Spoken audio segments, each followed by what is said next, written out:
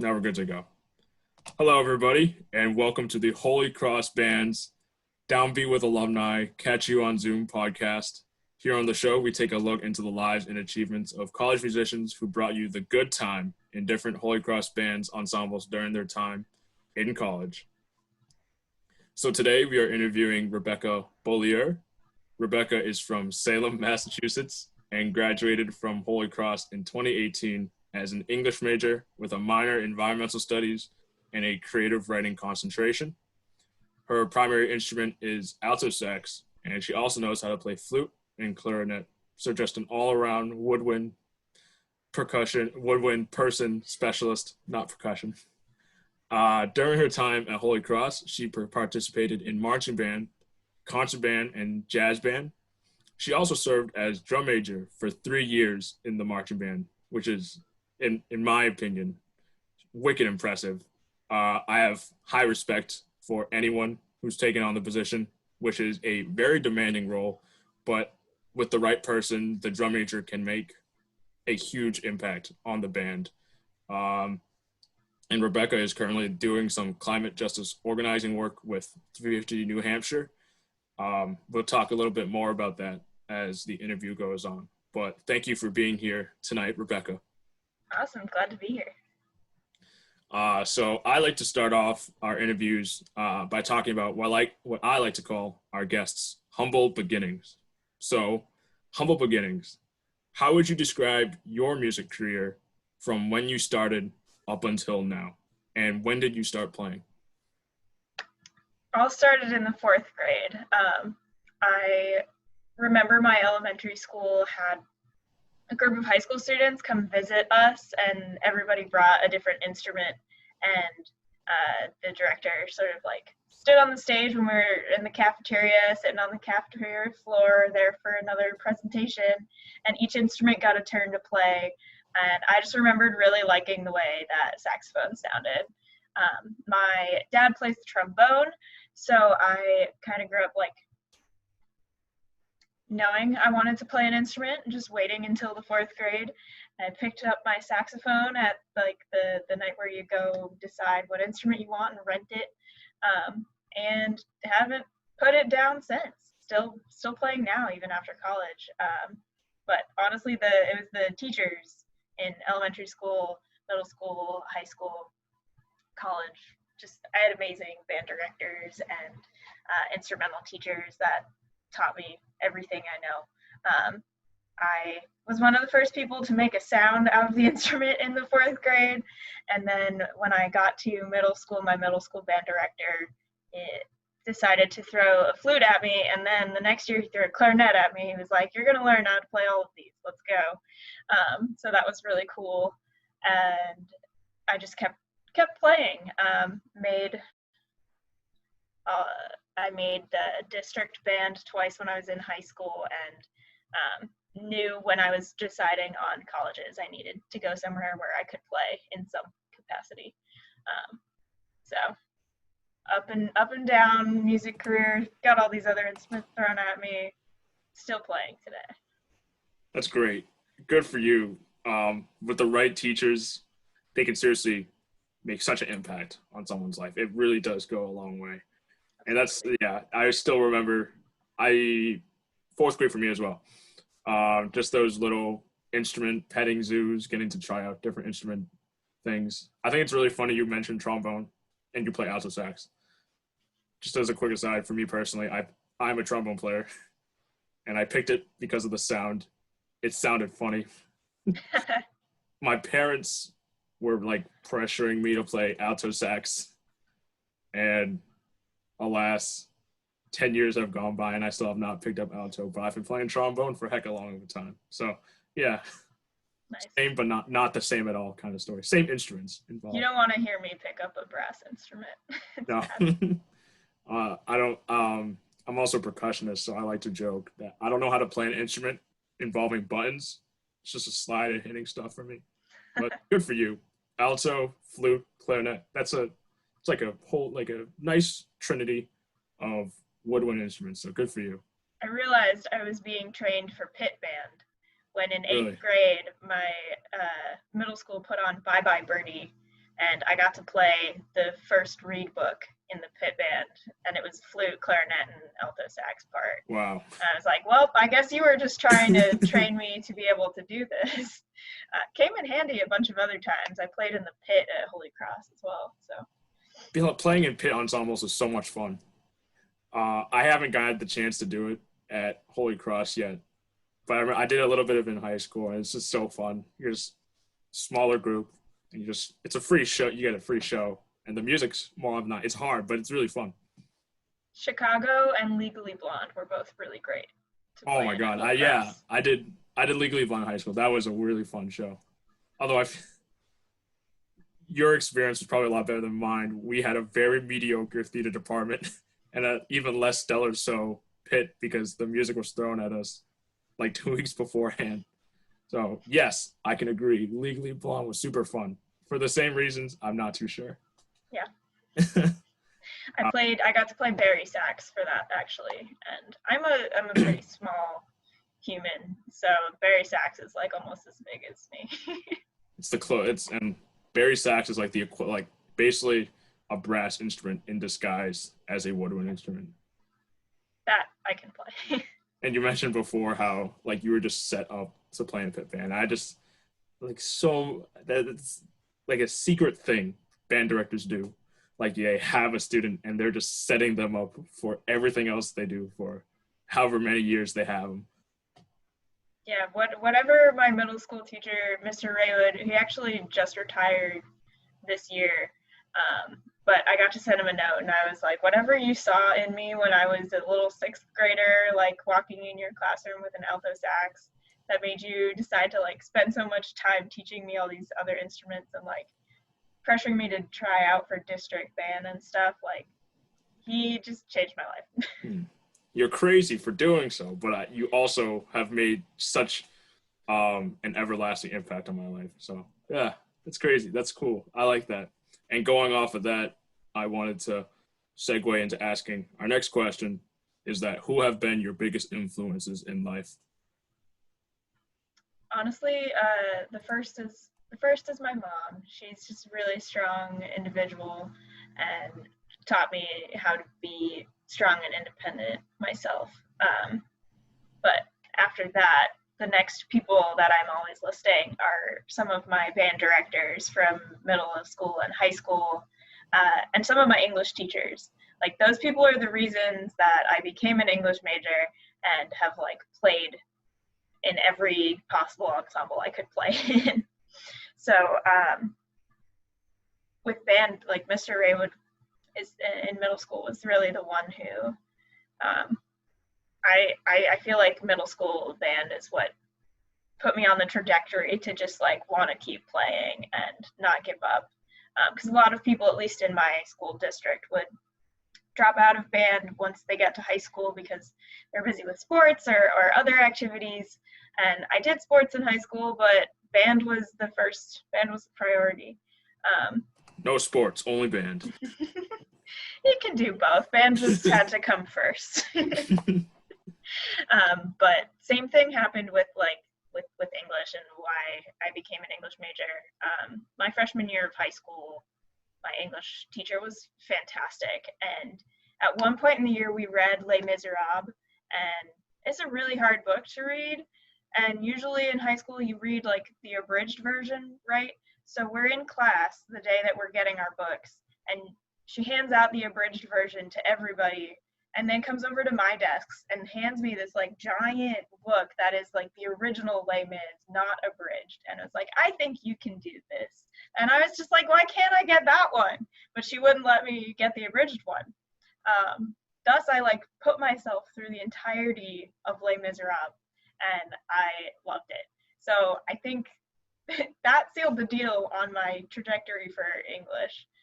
Really like 7th to 10th grade is what decided my life, I think. Honestly, that's really cool to hear. I feel like I'm echoing myself from before, but the right teachers really can make such a huge impact on somebody's life. And it seems like you were surrounded by really amazing teachers during the course of your educational career. Yeah, I think I got really lucky. Salem, Massachusetts has a pretty strong music program right now.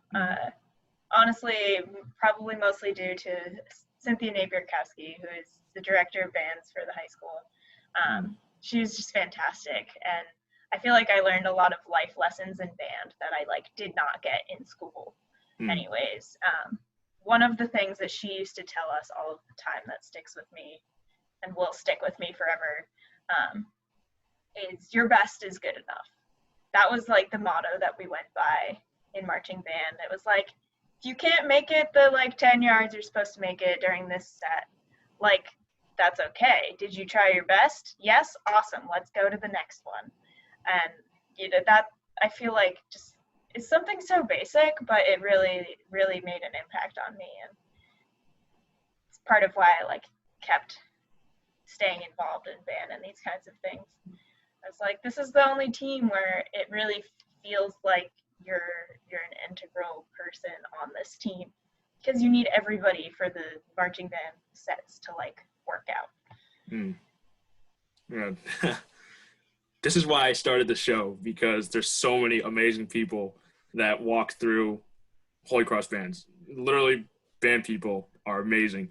And talking to Andrea and Carrie, they were both so well spoken, so smart, extremely polite, and they spoke very eloquently. And I can easily tell that you're an English major, because just the way you described all that, describing band, how your best is enough, and you learn so many different life lessons in band that I'm struggling to find the words right now. I did the same thing in Andrews too, because you just put it perfectly. You could tell that you loved band, and you seems like you were a drum major at some point.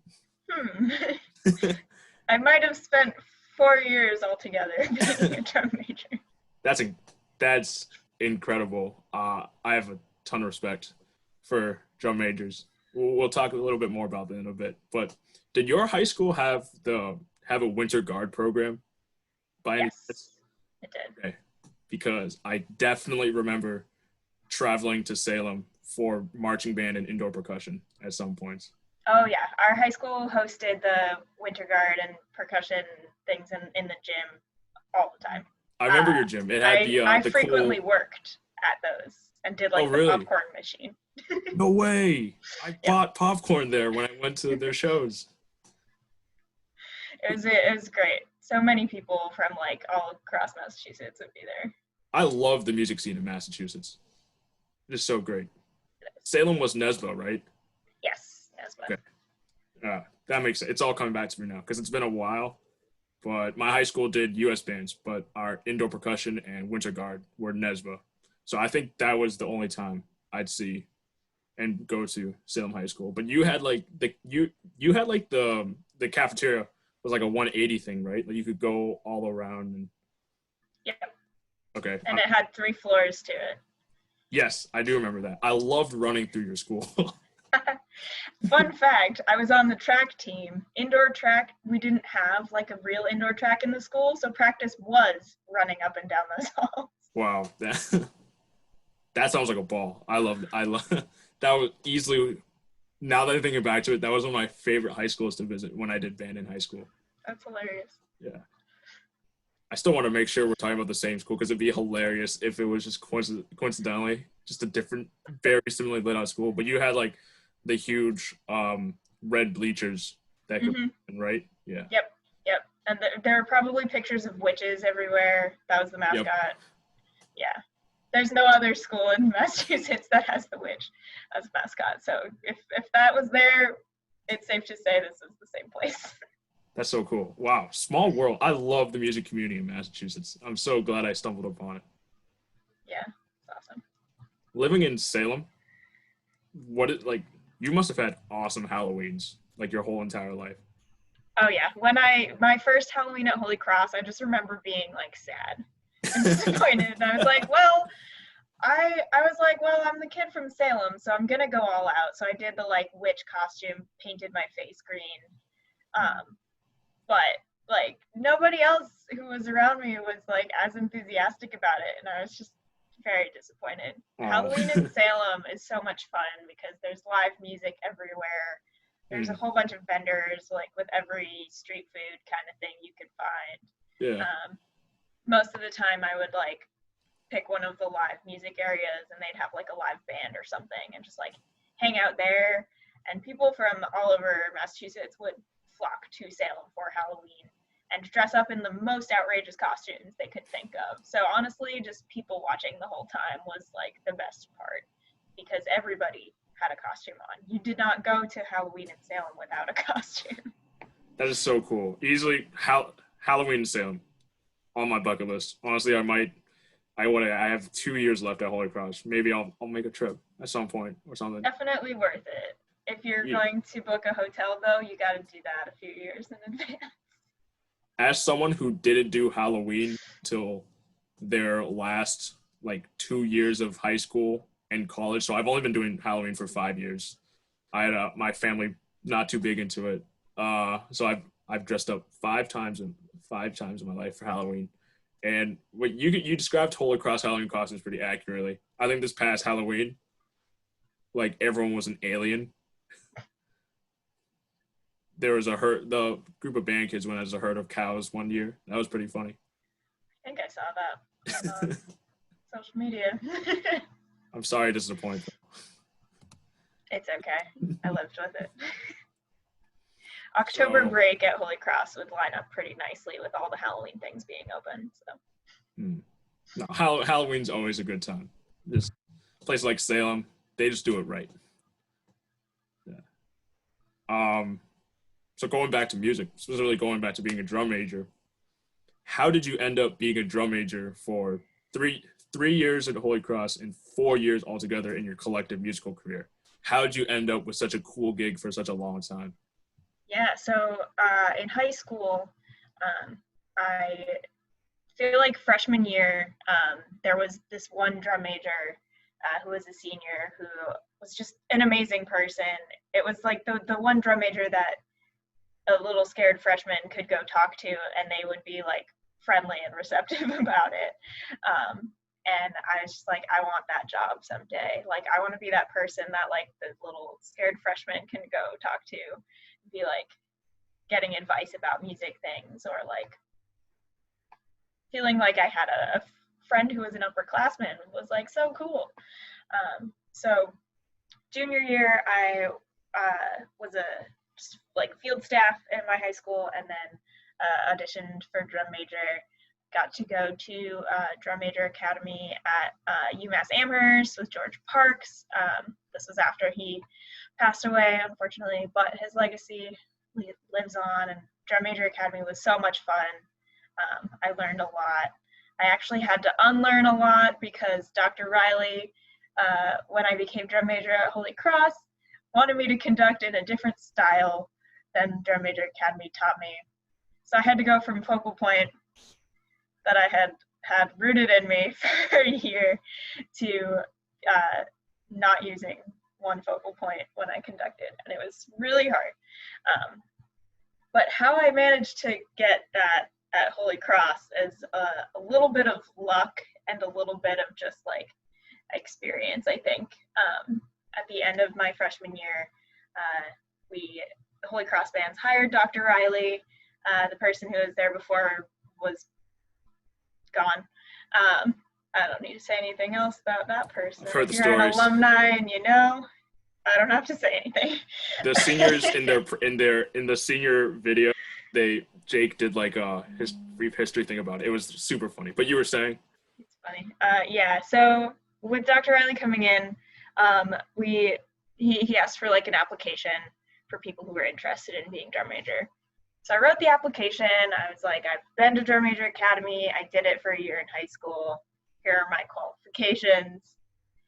And the other key to this is that one of the seniors, who's going to be the band president that year, helped Dr. Riley like pick. So I partially owe it to Ron Kiefenfeld, if he ever hears this, and came in sophomore year and got to be drum major. And it was honestly like so much fun and little extra work goes with it. Obviously, that's what I signed up for. But I just like always wanted to be that person that like everyone in the band could feel like they could go talk to if they needed things that were band related or not. And I really like made it a point when I was a drum major in high school to like make sure I had personal conversations with everybody in the band. And in my high school band, there were 100 people, so it was a little harder task there than at Holy Cross.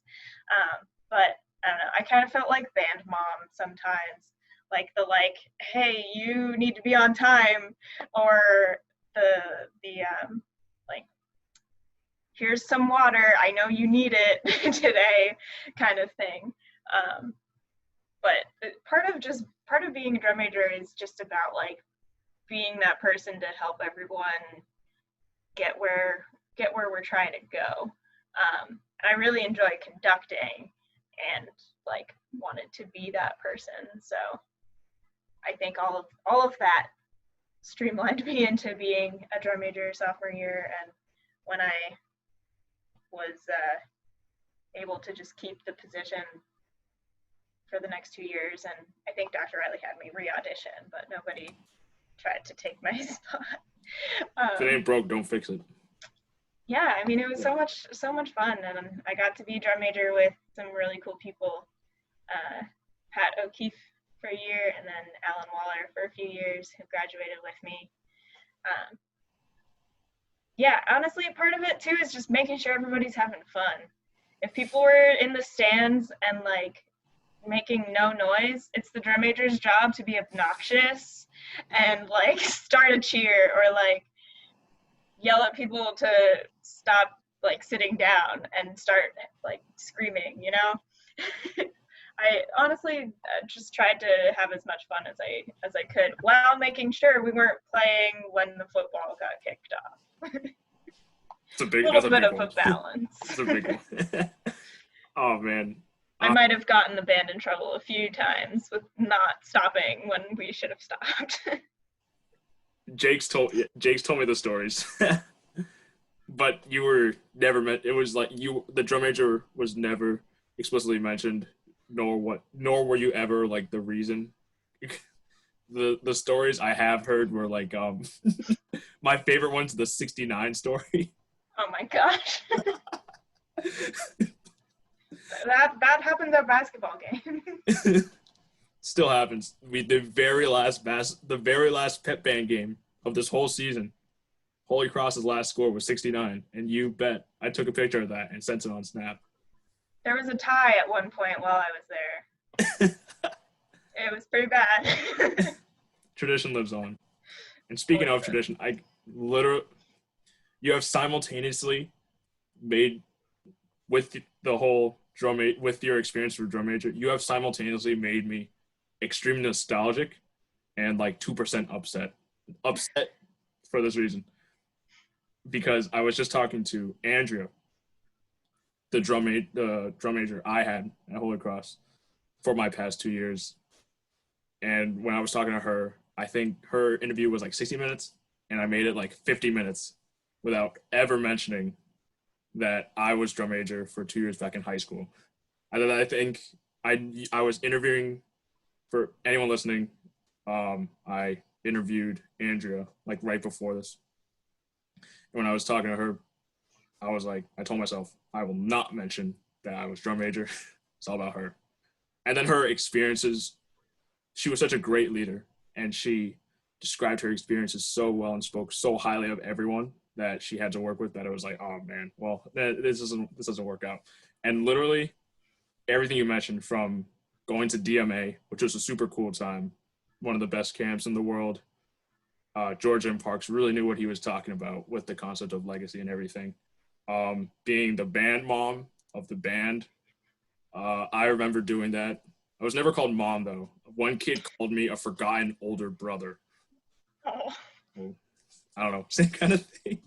But, just taking care of everybody and making sure they're all pumped. And specifically, the one you mentioned about making sure the band wasn't quiet in the stands, like hyping them up.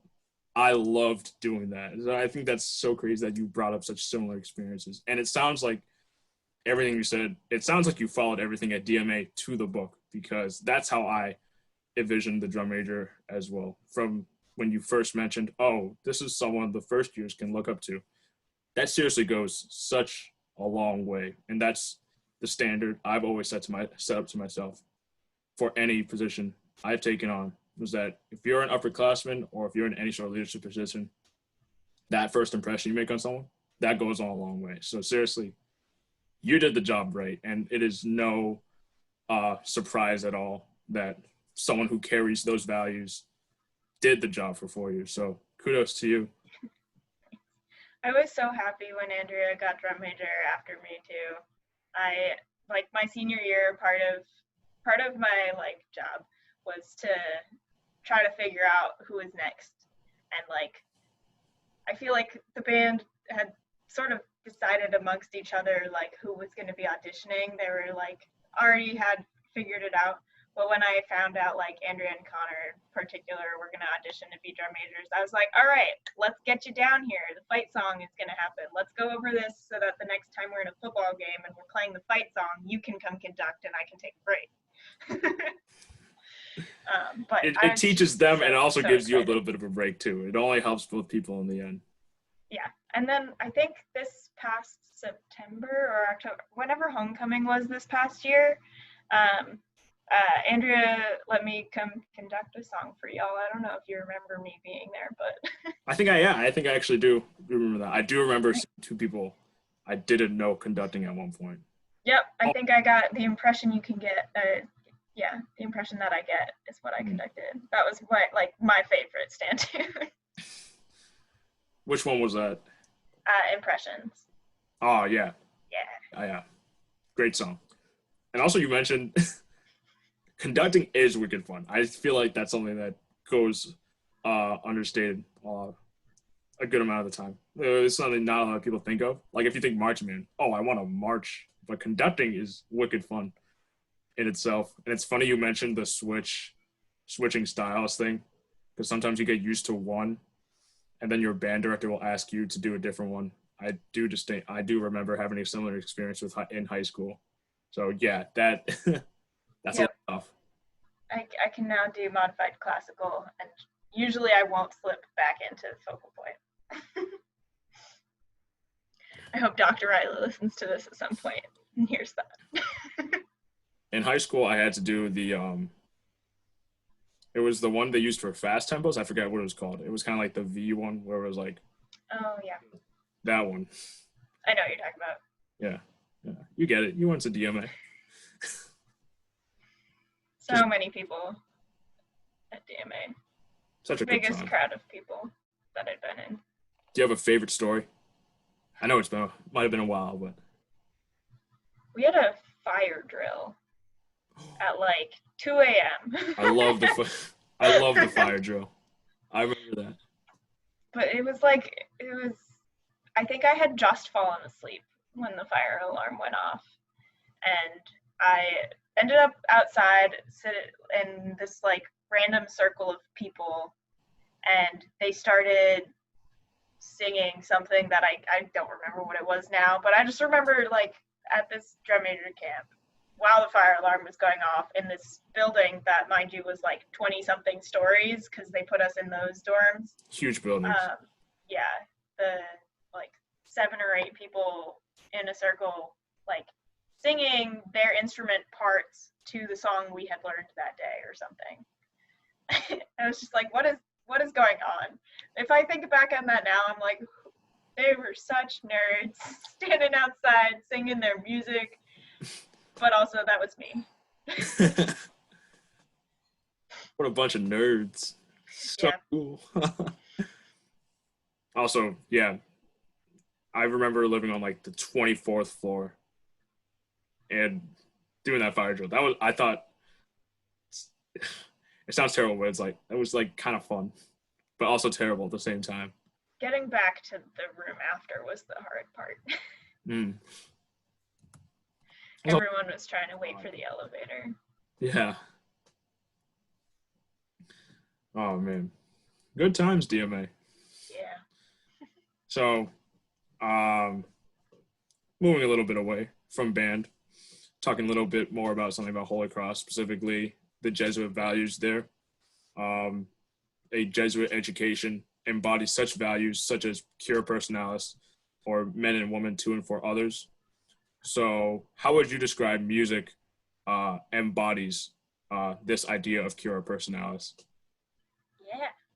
Honestly, that's like one of the things that I did really appreciate from Holy Cross during my time there is like how much they stressed like service and being a person that's like learning in this world and being there for other people and like taking actions that matter to not just yourself. I feel like music is like one of those ways that you can get at making connections with people who you wouldn't necessarily connect with. Like I was an English and environmental studies person, but I was a drum major for 3 years. Like I wasn't a music major, and the band had some music majors, but it was everybody from all different majors at the school and different walks of life, different backgrounds. And I feel like I've just managed to meet so many people from who have different viewpoints through band. Because it's a language in itself to be super cheesy about it that like connects people across differences. Music also has just like this quality of making you feel things or honoring things. There's a lot of music that gets written like for particular reasons and like to honor someone's life or to celebrate something, and it's a way to give back to people and to be in like a community with other people. So I feel like in terms of some of the Holy Cross's Jesuit values, being a part of a music program or an arts program or something of that world is really important for like feeding the soul, as you were, as it were, to just be like a person who is able to express themselves in like healthy ways. Honestly, I feel like colleges and universities should require people to take at least one like music or art class in some way.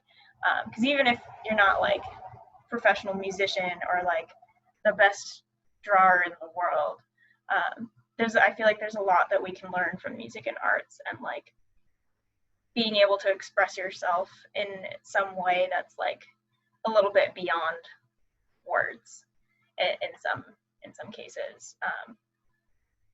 And music can be like really powerful to connect people or to make people think about something in a different light.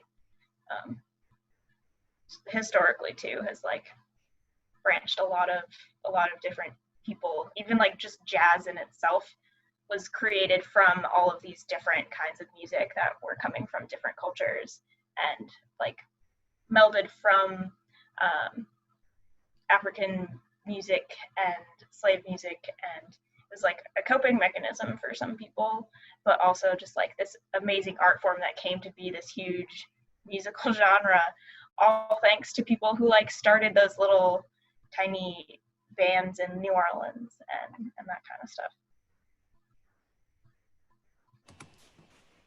Again, so obvious you're an English major because that was so beautifully put.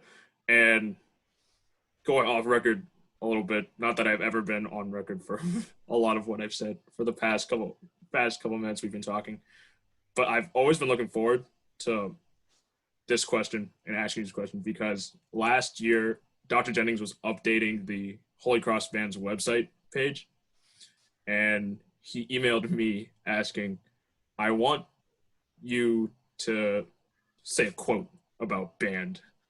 And here's a quote someone used to describe Holy Cross bands before, and it was your quote describing music literature in sort of a way. I have really bad memory, but I don't remember the exact quote, but I do remember being impressed by it. And I was like, that's an awesome way of describing music in higher education. And in my personal experience, I feel like music is appreciated, but not for as a musician like you and I. Some of those values can go understated. It's kind of like you mentioned beforehand, people get caught up in different things in life and they drop music a little bit, and that's totally respectable. But music is like always around you. You'll always hear it at football games. You'll hear those crazy band kids at the other side of the bleachers. You go in your car, you listen to the radio, you listen to music while you study. Music's always there, and music is about spirit, about community. And the big one, this is the one that I feel that personally goes often understated, and that you described perfectly, is that music is an amazing way of giving back. And I feel like a lot of that goes back to, you mentioned your experience as a drum major. You want to help out, those incoming people. You want to see the band succeed collectively. We taught, Andrew and I, fellow drum major, talked about this a little bit in our last interview, but she talked about how it's all these different people coming together, and with such different backgrounds and even interpretations of the music, and yet everyone creates this one big show all together in itself. And then you even go beyond that and talking about how that kind of musical literature, it's forming communities. It's like always been throughout history. The jazz band with the bands in New Orleans, amazing example. So that was, I kind of forget where I was going with this, but that was just so awesomely put. Yeah, I mean, sometimes when I feel like I'm talking about like my love for just band and music and stuff, I feel like I'm like slipping into all of these cliches and that kind of weird thing. But but it really just is like this great tool to bring people together. And like if you need like skills for life and like for jobs in the future, like cooperation and teamwork and like time management, like I feel like band hits all of those. And it's just a good way to also just like have fun. I feel like even now, like I'm still playing my saxophone sometimes, and sometimes it's just me playing along with jazz standards on like backing tracks off of YouTube. But like especially right now when everyone's at home because of COVID-19 and stuff, it's a really like it feels like therapy to me. It's just like I can escape everything that's going on for a few minutes and just like listen and play. That, oh man. I think you mentioned before, oh, I sound cliche, and I felt that way too.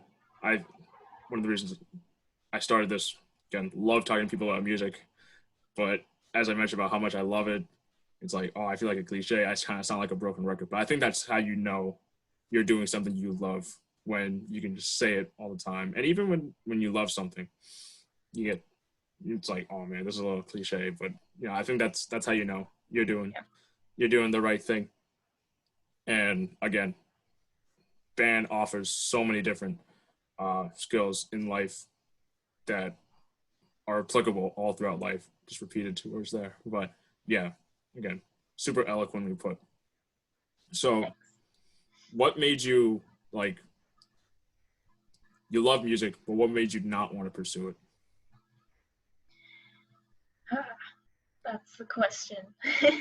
No, I think when I was trying to figure out like what I want to do, one of the things that I kept seeing in the music world, but also with other issues, is like just injustice that is so entrenched in a lot of the systems that we operate in from day to day. And like my high school band had huge fundraisers every year because the only thing that was covered by the school district regularly was the position of the band director.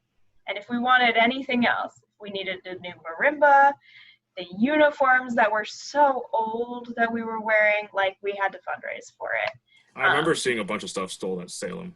There's so many. I don't have it right next to me, but I have a pillow that is made out of a drum major jacket from my high school band, because the year after I graduated was the year they made it to their total to get new uniforms. And as part of the fundraiser, some of the parents who like knew how to sew and make these awesome things like did a huge fundraiser, and so I bought a pillow.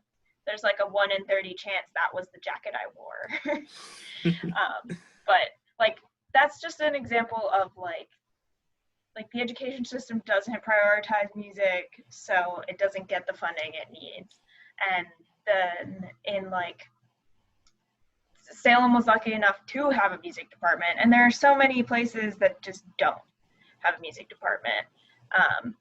And music is just one of the issues that I'm passionate about. But when it came to like climate change, like people who are elected officials still don't believe that it's happening when it's very clearly like it's right. agreed it's like upon around by us the every day. scientific community. Yeah. And just like racial injustice is happening, especially right now with everything going on in the world, and with Black Lives Matter. Part of what I decided at some point I wanted to do was like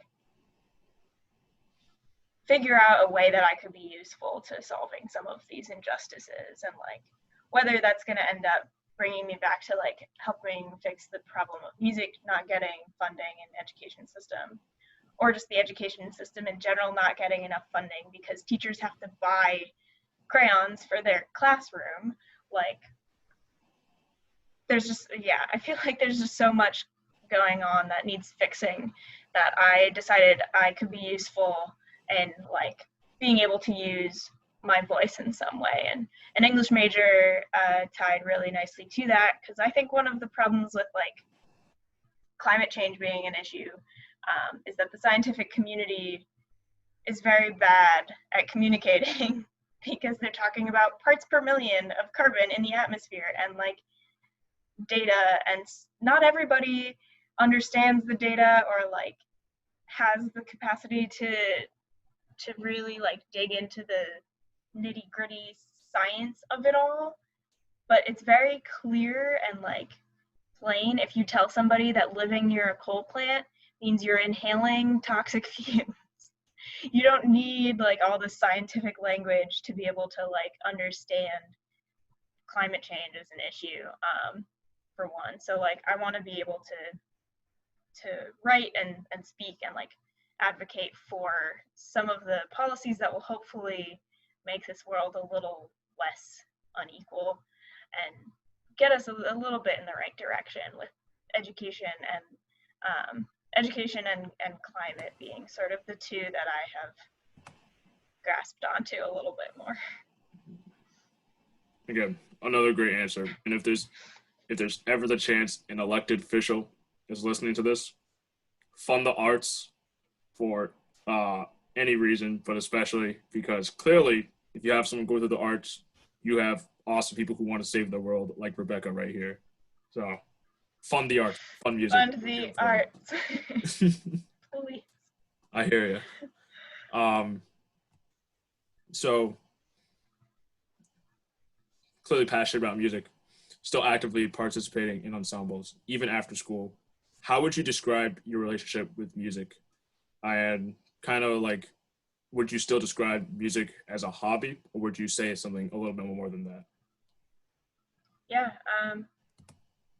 I think since graduating from Holy Cross, I've been in like a community band, which is really fun. It's like doesn't take up very much time, and that's like a cool way to.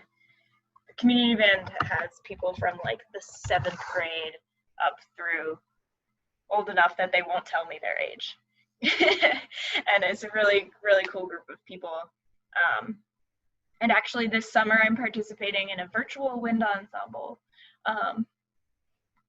I follow a few random like music pages on Facebook, and somebody posted that she was going to put together this virtual wind ensemble to play 3 pieces over the summer, and that she was going to like do all the video editing and audio stuff.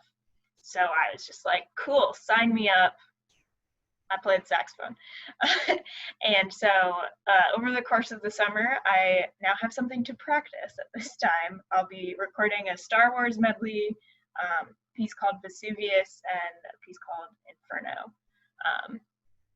And that's incredible to me that during this time when like social distancing is a thing and ensembles can't meet, like music is still being made.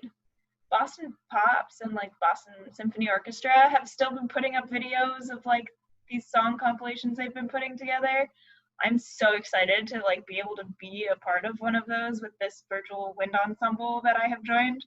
Um, but honestly, I think it's a hobby in the sense that like it's not my job, but it feels like more than that to me. It's one of those things that I'm not gonna like let go. Like if my hobby was knitting, maybe I like put the knitting needles away for a little bit when I don't feel like doing it, but like the saxophone is never gonna go into storage.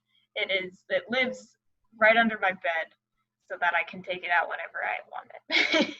um, yeah, honestly, if I in New Hampshire, it's been really hard to find a regular group of people to play with. But in the future, when we're in person with folks again, I am hoping to be a part of some sort of jazz combo or band or something that I can do more regularly. Like if I thought I had the potential and capacity to like be the background saxophone player on like Jimmy Kimmel or something, like I would I would definitely take that route if I saw it open for myself. Um, I don't think I'm quite at the level to be able to do that, but it's still something that like I can definitely see myself doing a bunch of random gigs here and there with friends that I've made who also play music. If Carrie ever has a gig and needs a saxophone, she can call me.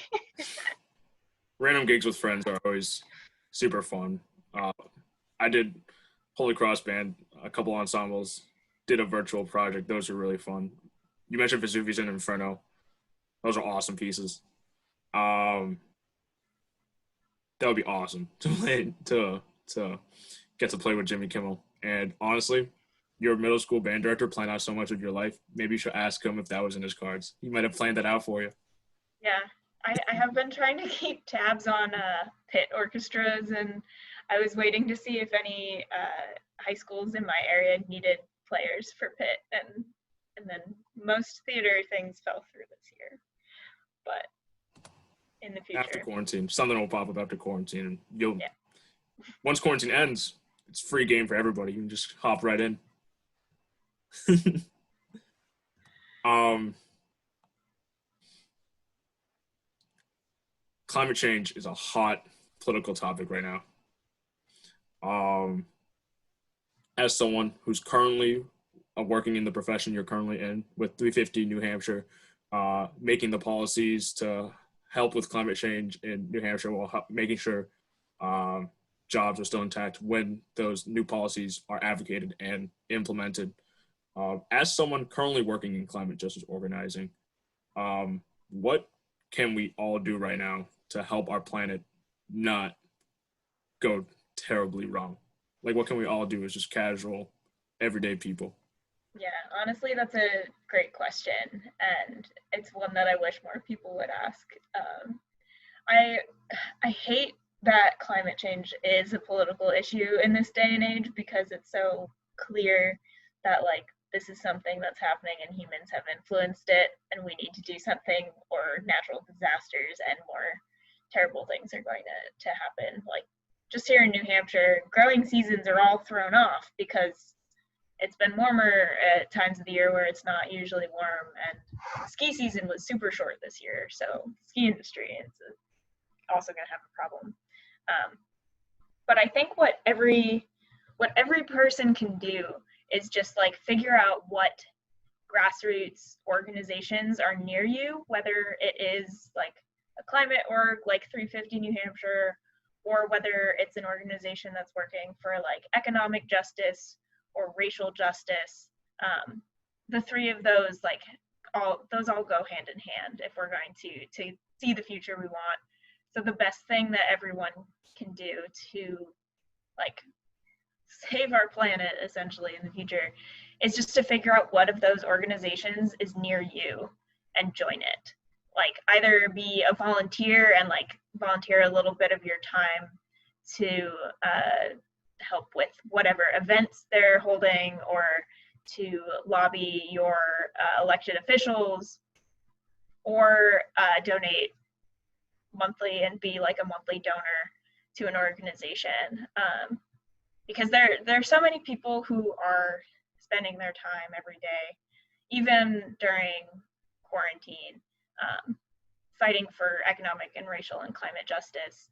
And those all need to happen. Like a Green New Deal in some form needs to happen if we're going to see the future that, at least that I want to have for myself and for future generations. Joining an organization that's like in your town or in your community is the best thing that you can do, because at least right now, it's hard for anyone to have much influence over federal policies. We don't have much control over what's going on with the administration right now, but we do have more control over what's going on in our own towns and like our own communities. I know at least in Worcester, Holy Cross, there's a chapter of 350 there. There's the Regional Environmental Council there. There's plenty of other organizations and places that are fighting for these kinds of changes. So whether it's with our money or with our time, what we got to do is just dig in and like support them when we can. And that can be like an hour a week kind of commitment. It's not like a full-time job for everybody. Fund the arts, participate in local politics goes a long way. Yes. Second one sounds more boring than it does, but politics is a slow process, but it goes a long way. Getting involved in local politics can also lead to funding for your own music and arts programs. That is true. Those are very related things. It's all connected. Just get out, do something, or stay in the comfort of your home and do something. Goes a long way. Yeah. There's plenty of activism that's going on right now with people in their own homes. So. Yeah. Fund the arts. Participate in local politics. Goes a long way. Oh man. So we're almost towards the end of our interview, but amidst all of this, what in your personal experiences defines leadership? Yeah. Leadership, I think, like, this is the moment where you pull out the like George Parks start thought. Yeah, this is exactly when I pull out the George Parks book. It's actually in my bookshelf. It's in my bookshelf right now. Well, that and the ones from the Smith Walbridge clinics that I also got to go to as a college drum major. Gary Smith's book. In both of those, leadership is not like about the title. And honestly, like too many people in our world are just like after leadership positions for the title. It's like about being that person that is gonna go help the scared little freshman, you know. Bring it back to an earlier comment I made. But like a real leader is someone who's like absorbing and taking in what their constituents or participants in their program or students or whatever the context is, like, and actually listening to them. Like being a leader is about more about listening than it is about being the one talking. And if you're not going to listen, like you don't belong in an elected position or in any like big leadership position, whether it's in a company or like the country. Needing to understand where, like, you're not going to be able to understand where everyone's coming from. You might not be able to understand everyone's opinions, but you need to listen to them and you need to respect people for like being people. And if there's something that someone is doing to cause someone else harm, being a leader is about like getting in the middle of that and trying to fix whatever is causing someone to want to cause harm to someone else, and trying to mend the relationship, so to speak. Honestly, like I think my like want to my own personal want to like help people is why I stepped into so many leadership positions. And it's not about like I didn't do it to beef up my resume. I did it because I loved like being in that organization, or like being the drum major, or running track and field, or whatever it is. Yeah, it's got to be a lot less about ego in the long run. And I don't have like, my ego is pretty fragile. So it's not about that. It's about making sure that like I'm leading the people who are asking to be a part of something. Again, another amazing answer. And it feels like you did just take everything out of the George M. Parks book, but somehow worded it even better. Like, I've spent so much time with this interview just like compliments and wording, but seriously, another awesome answer. No wonder you're doing such cool things right now, and no wonder you were a drum major for 4 years. My job currently at 350 New Hampshire actually is communications. So there you go. Makes sense to me. So, after all of this, after talking about band and climate for the past 50 or so minutes, we kept bringing up the scared little first year and how a leader is the one that helps them out. So, talking to that scared little first year, what messages would you have for incoming first years going into college? Honestly, my first semester was a little bit rough, and band was the one thing that felt like safe to me. I automatically had a group of friends and like had a place where I felt like I belonged at Holy Cross. And whether it's going to be band for you or whether it's going to be a different organization, I think the best thing anyone can do their first semester of college is come in and join something, and join something that like you care about, so that it's something that you're going to keep showing up to. It gives you a great group of people. Band people are weirdos, but they're the best weirdos you'll ever find. And stick with it. If you find like friends that you really connect with, and hobbies or extracurriculars or classes that like really get you excited, like that's what's going to help you get through. Especially like as a first year, I think I spent more time alone in my room than I wanted to. But band is what kept me coming outside. So join something. Like, I cannot stress enough, join something. And the band was just like a great way to first of all be on the hill before everybody else, so that you know where you're going when everyone is walking around clueless. And also just because of the people are great. Like, that's what makes band what it is. It's not just about like I'm playing music with my instrument. It's I'm playing music with my instrument and like 40 of my closest friends. I think this might bring you to tears just a little bit, but when I interviewed Carrie, I asked her a very similar question, and she described it in such an awesome way. She said, being in band as a first year basically automatically gives you 40 mentors right off the bat for college. Absolutely. I couldn't agree with Carrie more. Like, that's you're not going to remember like some of the papers that you wrote, or like subjects that you didn't maybe do so well in college. You're going to remember like that time that you had to sprint all the way up the hill to get to rehearsal on time, or the time when your fellow drum major crashed the van into a brick wall. This is a real story if you want to hear it later.